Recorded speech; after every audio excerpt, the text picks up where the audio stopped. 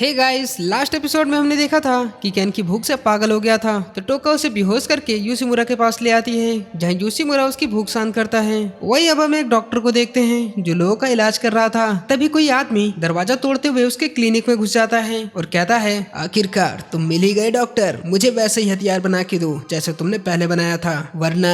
ये धमकी देखकर वो वहाँ से चला जाता है। वही पर्दे के पीछे एक लेडी डर के मारे अपनी बच्ची को लेकर छिपी होती है, जो डॉक्टर से कहती है कि अब क्या करें। अब सीन शिफ्ट होता है और हम कैनकी को देखते हैं जो कि कॉफी बनाना सीख रहा था, लेकिन वो यूसीमुरा की तरह कॉफी नहीं बना पा रहा था। यूसीमुरा कहता है, कोई बात नहीं, तुम जल्दी सीख जाओगे। कैनकी कहता है कि इस कैफे में तो घाउल्स आते हैं, तो आप इंसानों को क्यों आने देते हैं। यूसीमुरा कहता है, मुझे इंसान पसंद है, अगर हम उनके साथ रहेंगे तभी उन्हें समझ पाएंगे। अब कैनकी नीचे आ जाता है जहाँ हिदोशी भी आया था। कैनकी कहता है, तुम यहाँ कैसे। हिदोशी कहता है, मैं तो तोका को थैंक्स कहने आया था, आखिर एक्सीडेंट के बाद इसने ही हमारी हेल्प की थी। कैनकी कहता है, कौन सा एक्सीडेंट। इस पर तोका उसे लात मारती है कि चुप कर भाई। हिदोशी कहता है, मैंने सुना है कि निस्के अभी हॉस्पिटल में हैं, वो तो हम लकी थे जो बच गए। ये कहकर हिदोशी वहाँ से चला जाता है। तभी वहाँ पर वो लेडी आती है जो अपनी बच्ची के साथ बहुत डरी हुई थी। तभी तोका तुरंत उसे अंदर ले जाती है। कैनकी कहता है, ये कौन है। तोका कहती है, ये मिस रियोको है, आज से हमें इनकी देखभाल करनी है। कैनकी कहता है, पर क्यों, क्या ये भी घोल्स हैं। तोका कहती है, ये एक लंबी कहानी है, तुम जानकर भी क्या करोगे।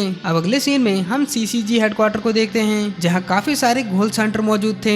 एक ऑफिसर कहता है, यह है 11 वार्ड का स्टेटस, जिसे देखकर लगता है कि वो सारे घोल्स मिलकर कुछ तो बड़ा करने वाले हैं, यानी अब जंग शुरू होने वाली है, तो तैयार रहो सब। तभी एक इन्वेस्टिगेटर कहता है कि मैं हूँ एमन कोटारो। 3 महीने पहले की घटना तो सबको याद ही होगी, जब 13 वार्ड का जेसन और एस रैंक की घोल के बीच फाइट हुई थी। तब हमें वहाँ पे एक हथियार मिला था। एक आदमी कहता है, ये क्या चीज है। एमन कहता है, पता नहीं, शायद एक घोल को मारने का हथियार हो। तब ऑफिसर कहता है, अब से मैडा और एमन तुम इस चीज की इन्वेस्टिगेट करोगे। अब बाहर आकर एमन कहता है, आखिर इस हथियार से उस घोल को कैसे ढूंढेंगे। मैडा कहता है, ये हथियार ही काफी है। वहीं इधर कैनकी को देखते हैं, जहाँ यूसीमुरा इंसानों का खाना खाना सिखा रहा था, लेकिन कैनकी तो वॉमिट करने लगता है। तब यूसीमुरा एक सैंडविच उठाकर खाने लगता है और बताता है कि ये हम डाइजेस्ट नहीं कर सकते, लेकिन इसे चबाकर कुछ समय तक अपने पेट में रख सकते हैं, इससे किसी भी इंसान को तुम पर शक नहीं होगा। फिर वो कहता है, क्या तुम आज फूड सर्फिंग के लिए जा सकते हो। वैसे मैं ये टोका को ही कहता, लेकिन वो स्कूल एग्जाम में काफी बिजी है। कैनकी कहता है, लेकिन मैं किसी इंसान को नहीं मार सकता।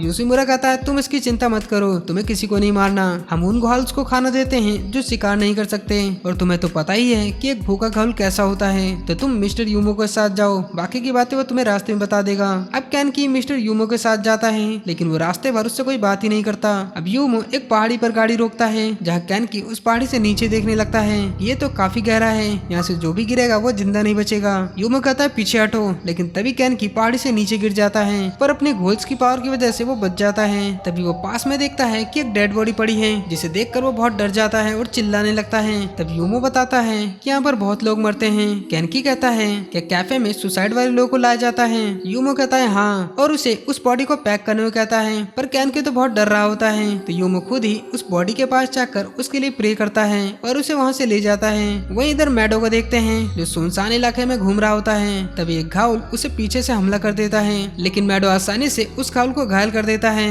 और वो हथियार दिखाता हुआ कहता है कि तुम्हें पता है ये क्या है। वो घाउल्स कहता है, नहीं, प्लीज मुझे छोड़ दो, मुझे कुछ नहीं पता, पर मैडो उसे जान से मार देता है। वहीं कैनकी अब कैफे में वापस आ जाता है, जहाँ यूसीमुरा कहता है कि अब तुम्हें मास्क की जरूरत पड़ेगी, घाउल हंटर तेजी से घाउल्स पर हमला कर रहे हैं, अगर उन्होंने तुम्हें देख लिया तो प्रॉब्लम हो जाएगी। तब यूसीमुरा टोका को बुलाकर कहता है कि क्या कल तुम कैनकी को मास्क बनाने वाले के पास ले जाओगी। अब टोका को तो बिल्कुल भी मन नहीं था कैनकी के साथ जाने का। वो कहती है, कल मेरी छुट्टी है, मैं इसके साथ टाइम वेस्ट नहीं करने वाली। यूसीमुरा कहते हैं, कैनकी अकेला वहाँ नहीं जा सकता। तो टोका गुस्से में कैनकी की ओर देखने लगती है कि कल 2:30 बजे ट्रेन स्टेशन के सामने मिलना, अगर 1 भी मिनट लेट हुए तो मैं तुम्हारी हड्डियां तोड़ दूंगी। कैनकी डर से कहता है, जी मैडम। अब नेक्स्ट डे टोका कैनकी को मास्क बनाने वाले के पास ले जाती है, जो खुद भी एक घाउल होता है, और कैनकी को डरा देता है। टोका कहती है, ये यूता है, ये तुम्हारा मास्क बनाएगा। यूता कहता है, क्या बात है कैनकी, तुम्हारी स्मेल तो बिल्कुल रीजे जैसी है, वैसे तुम्हें तोका कैसी लगती है भाई। कैनकी कहता है, वैसे तो वो क्यूट है, पर कभी कभी वो डरावनी हो जाती है। यूता कहता है,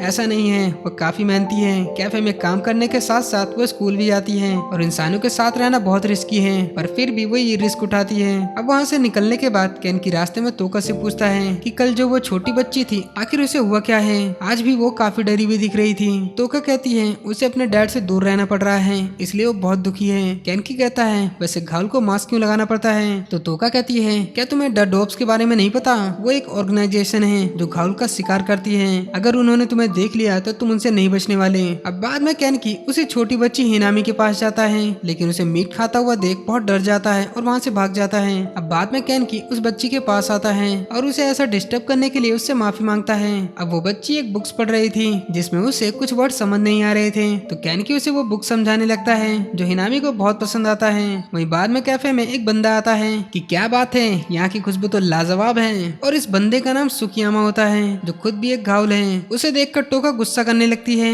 लेकिन वो कैनकी को देखकर उससे चिपकने लगता है कि लाजवाब तो तुम हो वो नए लड़के, तुम्हारे अंदर से तो रीजे की महक आ रही है। क्या भाई इसके इरादे तो ठीक नहीं लग रहे। अब टोका उस पर गुस्सा करने लगती है कि छोड़ो उसे और यहाँ से चलते बनो। सुकियामा कहता है कि तुम तो हमेशा गुस्से में ही रहती हो, तुम्हें तो मेहमानों से बात करना भी नहीं आता। ठीक है कैनकी, मैं तुमसे बाद में मिलने आऊंगा। और जाते हुए एक इविल से स्माइल करता है कि जल्द ही मुलाकात होगी कैनकी। अब कैनकी तोका से पूछता है कि ये कौन था। तोका कहती है कि 20 वाट के पैरासाइट में से एक है, इससे जितना हो सके उतना दूर रहना। अब नेक्स्ट डे कैनकी अपने स्कूल जाता है जहाँ सुकियामा उससे मिलने आया था। कैनकी कहता है तुम यहाँ कैसे?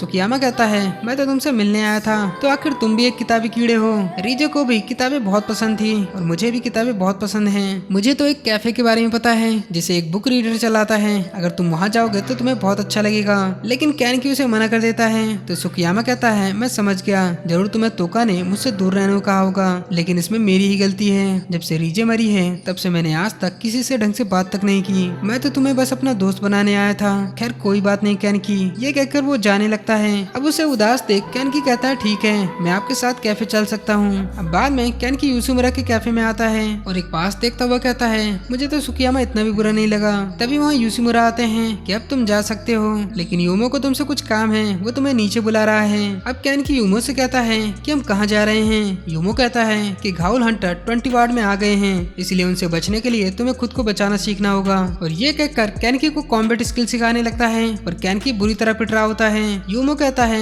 रोज छुट्टी के बाद तुम यहाँ आ जाना, मैं तुम्हें रोज प्रैक्टिस करवाऊंगा। वैसे क्या तुम अभी खाली हो? मैं तुम्हें कहीं ले जाना चाहता हूँ, कोई है जो तुमसे मिलना चाहता है। फिर यूमो उसे एक बार में लाता है जहाँ एक लड़की कहती है तो तुम हो कैनकी, मैंने तुम्हारे बारे में काफी सुना है, तुम आधे घोल और आधे इंसान हो ना। वैसे मैं इस बार की ओनर इतोरी हूँ, मुझे तुमसे मिलकर काफी अच्छा लगा कैनकी। कैनकी कहता है मुझे भी अच्छा लगा। तब इतोरी उसे ड्रिंक देने लगती है, लेकिन कैनकी मना कर देता है कि नाबालिग हूँ भाई मैं। तो वो ड्रिंक उसके ऊपर ही फेंक देती है और खुद ही उसका चेहरा साफ करने लगती है कि माफ करना यार, मुझे तुम्हारी आई देखनी थी, तुम तो सच में एक वन आई घोल हो। वो यूमो से कहती है क्या इसके जैसे ही वन आई घोल होते हैं? यूमो कहता है हाँ शायद। कैनकी कहता है क्या मेरे जैसे और भी लोग हैं? इतोरी कहती है तुम्हें क्या लगता है जब एक इंसान और घोल का बच्चा होता है तो वो क्या बनता है? कैनकी कहता है शायद आधा घोल और आधा इंसान। इतोरी कहती है गलत, वो सब मर जाते हैं, बहुत कम ही बच्चे हैं जो सरवाइव कर पाते हैं, लेकिन जो बच जाते हैं वो आम घोल से ज्यादा ताकतवर होते हैं। तब कैनकी रीजे के बारे में पूछता है कि वो किस तरह की घोल थी। इतोरी कहती है वो हमेशा मुसीबत खड़ी करती थी।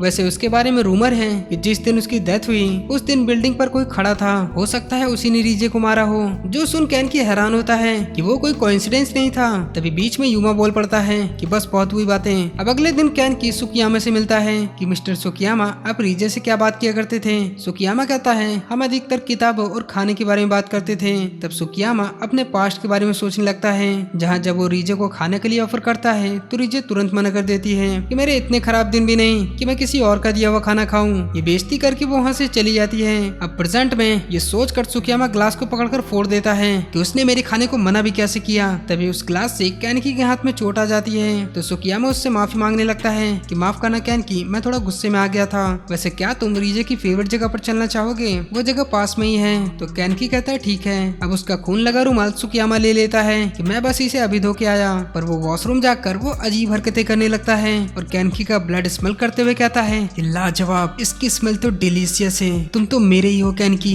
वहीं कैनकी उस जगह पर जाता है जहाँ एक आदमी आकर उसे कुछ नए कपड़े देता है। फिर एक मेड आकर उसे कॉफी देती है। कैनकी उस मेड से कहता है कि मिस्टर सुकियामा कहाँ हैं, लेकिन वो मेड बिना जवाब दिए वहाँ से चली जाती है। तभी वहाँ की लाइट्स ऑफ हो जाती हैं और लिफ्ट से कैनकी ऊपर की ओर आने लगता है। कैनकी तो काफी हैरान होता है। तभी वो देखता है कि वहाँ बहुत सारे घाउल्स आए हुए थे। तभी एक आदमी अनाउंस करता है कि लेडीज एंड जेंटलमैन, ये है आज की हमारी शानदार डिश जिसे लाए हैं मिस्टर MM। तब कैनकी हैरानी से कहता है कि ये सब क्या है मिस्टर सुकियामा? सुकियामा कहता है जैसा कि आप लोग तो जानते ही हैं कि घाउल्स का टेस्ट बहुत ही बुरा होता है, लेकिन एक आधे घाउल और एक आधे इंसान का टेस्ट लाजवाब होता है। ये कहता हुआ अब वो ब्लड लगा हुआ रुमाल नीचे फेंकता है, जिसे बाकी के लोग सुनकर कहते हैं ये तो बहुत टेस्टी है। तभी सुकियामा केनिकी को मारने का हुक्म देता है। तभी वहाँ पर एक मोटा सा बुचर आता है जो केनिकी को मारने के लिए उसके पीछे पड़ जाता है। केनिकी बहुत डरा हुआ था, वो वहाँ से भागने की कोशिश करता है लेकिन चारों ओर से रास्ता बंद था। अब वो बुचर केनिकी को मार मार कर अधमरा कर देता है। केनिकी उससे फाइट करने की कोशिश करता है, उसे मारकर दूर फेंक देता है